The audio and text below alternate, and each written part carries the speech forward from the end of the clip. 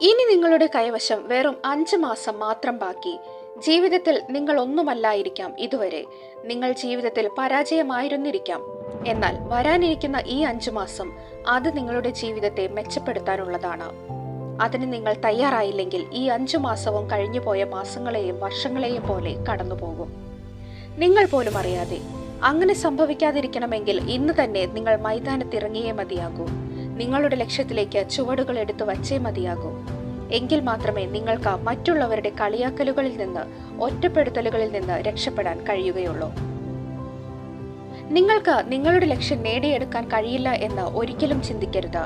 നിങ്ങളെക്കാൾ എത്രയോ മോശം സാഹചര്യങ്ങളിലൂടെ കടന്നു വന്നവരാണ് ഇന്ന് ലോകത്തിന്റെ നെറുകയിൽ വിരാജിക്കുന്നത്. അതിനാൽ തന്നെ ഇതൊക്കെ നിങ്ങൾക്കും കഴിയുന്നതേയുള്ളൂ.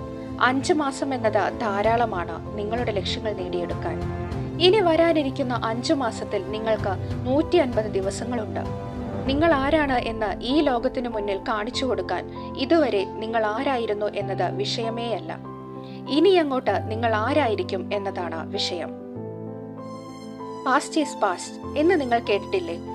എന്നാൽ പാസ്റ്റിൽ ജീവിച്ച് നിങ്ങളുടെ ഭാവി ഇരുട്ടിലാക്കാൻ ഒരിക്കലും മെനക്കെടാതിരിക്കുക. ഇനിയുള്ള 150 ദിനങ്ങൾ നിങ്ങൾക്ക് നിങ്ങളെ മെച്ചപ്പെടുത്താനുള്ളതാണ്. ഈ ദിവസങ്ങളിൽ പലപ്പോഴും നിങ്ങൾ പരാജയപ്പെടാം, എങ്കിലും പിന്മാറരുത്. മുന്നോട്ട് തന്നെ കുതിക്കുക. അത് നിങ്ങൾക്ക് വിജയത്തിലേക്കുള്ള വഴി കാണിച്ചു തരും. ഇനിയുള്ള 5 മാസം നിങ്ങൾ നിങ്ങൾക്ക് വേണ്ടി ജീവിക്കാൻ ശ്രമിക്കുക. നിങ്ങളുടെ ലക്ഷ്യങ്ങൾ നേടിയെടുക്കാൻ ശ്രമിക്കുക.